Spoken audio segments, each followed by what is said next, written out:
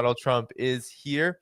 And there's been some very interesting moves that have been made. Donald Trump talked to China right away, called Xi Jinping. He's made inferences that there will be talks with Vladimir Putin very soon. But right after Donald Trump spoke with Xi Jinping and had his inauguration, Xi Jinping and Vladimir Putin went on the phone for an hour and 35 minutes and reiterated their relationship and also talked about what Xi Jinping and Trump talked about, and also talked about what is going to happen next. The phone call between Xi and Putin was an absolute masterpiece because so they watched YMCA, they saw what Trump said yesterday, and then they pick up the phone and say, okay, what is this guy up to for 1 hour and a half? It's absolutely fascinating. Obviously, we'll never know really what they talked about. What we know so far is that they didn't talk specifically about the Trump presidency. They talked about Russia-China relations. They talked about the war in Ukraine. They talked about basically Brics, geoeconomic preoccupations, etc. But the fact that the phone call took place immediately after the inauguration is as intriguing and fascinating as that signing in Moscow 3 days before the inauguration, last Friday, with Putin and Pezeshkian, the Iran-Russia strategic partnership, which this is it. My current column on the Credo is about the strategic partnership. What could that entail for Brics relations, for Global South relations, connectivity corridors, etc.? Because the number one geoeconomic vector of this deal is to accelerate the building of the international north-south transportation corridor. 3 top Brics with an extension to Azerbaijan, which could also mean an extension to Turkey later on. Because of the Caspian, Kazakhstan can also be part of it. So this means much more trade across the Caspian among all the Caspian littoral states, with Russia involved, of course. And, of course, everything traveling in a multimodal corridor, like the INSTC across Iran, down to the south, and then sea all the way to Mumbai in India, which from the Indian point of view is essential, because for India, it will open the possibility of more trade with Central Asia, with not only with Iran and Russia, but with Central Asian partners as well. So this is essential in the strategic Russia-Iran strategic partnership. Sorry. And of course, energy, a lot of Russian investment to upgrade the energy grid in Iran, power plants, culture, tourism, more direct flights, you name it. So it's a really comprehensive partnership. And of course, because it's 2 top Brics with ramification to other Brics as well, this should be a motive for Trump 2.0 and the Beltway to start paying attention to it. For the moment, absolutely nothing. I think they don't even understand what this strategic partnership means, as they don't understand what Brics is. And this brings us, obviously, Danny, to one of the pieces of resistance of yesterday, when a reporter asked Trump about... Can I play this about Brics? I have it. I want to definitely... Okay. You're talking about Spain, I'm guessing, correct? When they asked about... Here we go. This is what the reporter asked Donald Trump about, and this is his response. Thank you, sir. What can we expect of the countries in NATO that spend the least amount of money, like Spain, France, below the 5%? Spain is very low. And yet, are they a Brics nation? What? They're a Brics nation, Spain. Okay. You know what a Brics nation is? You'll figure it out. But, and if the Brics nations want to do that, that's okay, but we're going to put at least a 100% tariff on the business they do with the United States. You know what the Brics is, right? You guys know. You know what I'm saying, right? So Danny, do I you think know it's you, what my Brics is? Well, but he doesn't. no, no. This is absolutely crazy. So can you imagine the people around Trump? They obviously have no bloody clue about Brics, which is something that we knew about the previous ghastly administration, and this applies to the new one as well. And when we a juxtaposition with what Hegseth said in his confirmation hearing, where he couldn't name a single ASEAN nation. So they have absolutely no clue about BRICS, ASEAN, and we can keep going on. Shanghai Cooperation Organization, Eurasia Economic Union. They don't know anything about how the new multinodal, multipolar world is being formed by these multilateral organizations. So this is terrifying, to say the least. Pepe, talk about how the multipolar world is preparing for Donald Trump 2.0 in light of this very rapidly moving context. Well, for the moment, everybody is fascinated by the greatest show on earth, right? So it starts dancing YMCA, YMCA. So, well, can you imagine the people at the Politburo or at the Kremlin, at the Security Council in Russia looking at this? Oh, it's absolutely fascinating. It's better than anything on Netflix, Amazon Prime, etc. But now it's the nitty gritty, no? And a lot of stuff that Trump said yesterday, and then afterwards, when he was at the White House, there were a few reporters asking questions. It's fascinating stuff. Starting with the Gaza thing, which is the empire rebranding a genocide into a fabulous real estate opportunity. This is completely crazy. This is what he actually meant. He was not thinking about the people of Gaza and the people of Gaza rebuilding their homeland. Well, there were other things that were even more extraordinary, like planting the American flag in Mars. So we have de facto manifest destiny on mega steroids, right? The beginning of a new golden age. And I was writing my column before talking to you. It's practically finished. And I'm tempted to title it as the age of interplanetary exceptionalism. Because now this is exceptionalism with no limits. So annex Greenland, annex Canada, that's a piece of cake. Let's annex Mars as well. So, okay, it may be a joke, but not as much.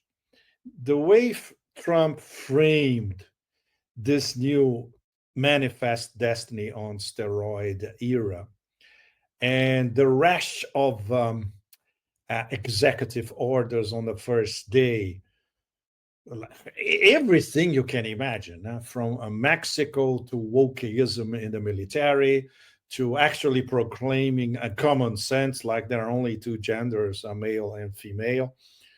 This was, from the point of view of the global majority, this was obviously fascinating to watch.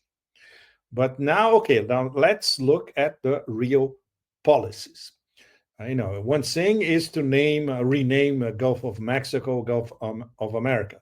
The other thing is how you're going to deport 11 million illegal aliens in the US without collapsing the service structure of several American states completely, starting with California, And of course, in parallel, we're going to have this dynamic interaction and very volatile interaction between Trump's domestic agenda and more, let's say, the vague ideas that he has in terms of foreign policy. I found it fascinating, in fact, that he didn't even mention the EU, the European Union, and Europe as because obviously Trump considers Europe as part of the sphere of influence of empire. So they are already Christ and Chihuahuas, and that's it. They don't matter. What matters, on the other hand, is NATO. So for Trump, Europe is about NATO, and the EU is the Chihuahua arm of NATO. And he was very explicit. You got to pay up. So it's the return of the 5%, right? And it's fascinating because the new NATO Secretary General, Ruti Frutti, the stale Dutch Gouda, Mark Rutte, former prime minister, he started last week, even before the inauguration, telling nearly 500 million European citizens that now you got to pay up as well. So forget about cuts on your social service, on your health services, on your pensions, etc. Everybody needs to pay up a 5% of GDP for NATO. Otherwise, you're going to start speaking Russian or we have to immigrate to New Zealand. And he said that with a straight face. So this is very, very serious. And what Trump said yesterday basically expands what Ruti Frutti said last week, right? And then Ukraine, they were Trump was very, very vague on Ukraine. And by the way, this was very interesting because he said that there may be a phone call with Putin soon, his own word. Today, Yuri Ushakov, one of Putin's top advisors, he said, look, we didn't receive any request from anybody for a phone call, for a meeting, etc. So this is basically Trump spinning or Trump camp spinning. Do you find that this may actually be of some advantage, though, to Putin, Pezeshkian, Xi Jinping? Donald Trump's moves are, let's not look that direction. Let's not even look as far east as Europe. Let's move here. Let's move to Mexico. Yeah. Let's move to Canada. Let's move to even Greenland, up to the Arctic, which has Russia, China implications for sure. Yes. But at the same time, it seems like Vladimir Putin, Xi Jinping, even the Iranian government are quite aware that this transition is going to be quite a bumpy one. Very bumpy. And the fact that, in terms of history, geography, and the geopolitical arrangement of the chessboard, they will be dealing with near illiterates. It may be a plus for them because they will keep doing what they're doing, which is Eurasia integration, Afro-Eurasia integration. We can call it Afro-Eurasia. Afro-Eurasia integration. In fact, I was thinking about something I've been reading in French, Geohistorica, in terms of Africa and Eurasia are in fact the same mass. Well, and the fact that you just mentioned that when Trump 2.0 is focusing on looking here means the Western Hemisphere, and as is defined by the State Department, essentially Latin America. So they will be very much focused on divide and rule and hybrid wars all across Latin America, and lots of pressure on recalcitrant actors. Some are in the bag, like Milei was, yes. By the way, I was stunned to see that two leaders of two key nations in South America and in Europe, Meloni in Italy and Milei in Argentina, they were sitting in the back row, behind literally everybody with their heads pressed against the wall, literally. And they couldn't even talk to people around them, When we had, of course, the Silicon Valley elite in the front row, on the right side. And Miss Adelson. And, of course, Miss Adelson right behind the Clintons. Place of honor, of course. $100 million buys you the perfect seat, all right? Mm-hmm. So the Western Hemisphere vector, Danny, this is going to be really, really hardcore.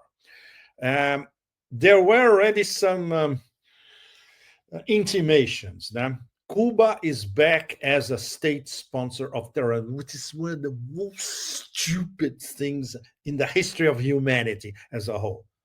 In fact, Trump put it back because Trump put it in the list in the first place, now, if I'm not mistaken, 2021, right? And then out with the A little before that, yeah, well, it doesn't matter because he left okay. in So 2020, anyway, yeah. it was during Trump 1.0, right? Right, So right, it right, was a Trump decision. Then they were out for 4 years, and now back as state sponsor of terrorism. So if you know anything about Cuba, you know that Cubans will resist that, they will fight it, and they don't care how they are described by the empire. Venezuela is a much more complicated proposition because we heard already a few, let's say, pacifying signs from Rick Grenell. He said that he has contacts with Venezuela, with Caracas, which is an enormous plus. And we heard from what's his guy? I think was one of the ministers, Venezuelan ministers, and also the attorney general. He said, yes, so we are interested in collaborating and discussing. We can talk about criminal gangs. We have to reestablish contact. So this is a relatively positive move. That does not mean, of course, that the hard on regime change and getting all those minerals and getting the biggest unexplored oil reserves on the planet is going to disappear. No, but at least there is a possibility of dialogue between the US and Venezuela. In the case of Cuba, it's even worse, Danny, as you know very well, because Rubio is Cuban American. Right. So it's going to be practically impossible to have a decent dialogue about Cuba with Rubio at the State Department. And then there are, of course, Bolivia, which Elon Musk, he still has his sights on Bolivia. Right. The lithium that he's going to get from Argentina is not enough. He wants the lithium from Bolivia. He wants the lithium from Chile as well. And, of course, the Brazilian equation, which is immensely complicated because Lula's government will be under tremendous pressure. Bolsonaro is an ally of Trump. He is still immensely popular in Brazil, on a really pop and popular level, So Trump and Trump 2.0, they have a Trojan horse inside Brazil, which they can manipulate any way they want, So this focus on the Western Hemisphere shows us that as the empire is being progressively expelled from Eurasia, and obviously in Africa, they have nothing to offer the Africans, what's left, essentially? And obviously, Europe is sphere of influence, bunch of chihuahuas, and it's all about NATO, and it's 5%. What's left? The Western Hemisphere, Latin America. So we can expect a lot of hardcore action against individual nations in the Western Hemisphere, unfortunately. Yeah, and while I don't see like Russia, China, they have deep relations with Latin America, it does seem to me, though, that Donald Trump's and his administration's obsession with the Western Hemisphere might actually be seeding the East, which is what many of the neocons and the foreign policy strategists, the establishment, those who are writing the book on how to maintain and expand the American empire, they will want to continue their objective of moving and confronting and containing and weakening Russia and China and Iran. I don't know how that circle gets squared, Pepe, because that's a lot to ask for the United States' empire to do all of these things at the same time. And it's quite significant that in these past 2 days or 2.5 days, he has not mentioned China in detail. He has not mentioned Russia, apart from saying something about a phone call with Putin may be happening soon. And he has not mentioned Taiwan. That's very significant as well, because these are all deep state themes, key themes. Né? And obviously, he knows that the deep state will be fighting him on every single front, especially on Russia and China and Iran as well. Iran is different because of the Israel element. Iran is what Miriam Adelson will tell him to do. We all should be worried about that, you know. And in terms of this reconfiguration of Eurasia, the impression is that Trump is not even thinking about it. Otherwise, he would have mentioned it in some detail. The only thing that he actually mentioned about West Asia was that fabulous, phenomenal piece of real estate in Gaza, right? He didn't talk about Hezbollah. He didn't talk about Lebanon. Once again, no Iran. So from the Iranian point of view, this is intriguing because the Pezeshkian circle, they want a new dialogue with the US, direct dialogue, Tehran, Washington. They think there is a possibility, especially because of Zarif. Zarif as vice president. Zarif has very good contacts in Washington, and people in Washington respect him, which is also very, very important. So if the Iranians, as fabulous diplomats that they are, they find an opening to have a direct dialogue with Trump, there will be an enormous win, not only for Iran, but for the Brics as a whole. So this is one of the hypotheticals at the moment. And the China, for the moment, the China issue was reduced by Trump himself to the TikTok issue, which is also immensely fascinating. Because I was looking at the shareholder breakdown of TikTok. 20% of the shares belong to the founder. 20% belong to TikTok employees all over the world. And 60% belong to 3 American funds. So what does that tell us? That the Americans already have a shareholding control of TikTok. What do they really want? They want to buy the shares of the founder, those 20%. So then they'll have 80% total absolute control. And then, okay, they would, okay, well, you can sell ads in the US. We'll let you do it. Right? And they beat China too. They beat Exactly. China. They beat it. They beat China. Even though China doesn't even want TikTok.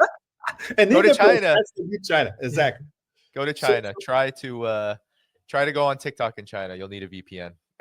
And another thing that, for instance, Trump got 36% of the youth vote in the US on social networks. And guess who was instrumental to get these votes? His son, Barron. Barron was telling Trump, you should go here, you should go there, or you should be on TikTok. This is absolutely fascinating because Trump knows very well that TikTok was instrumental to elect him.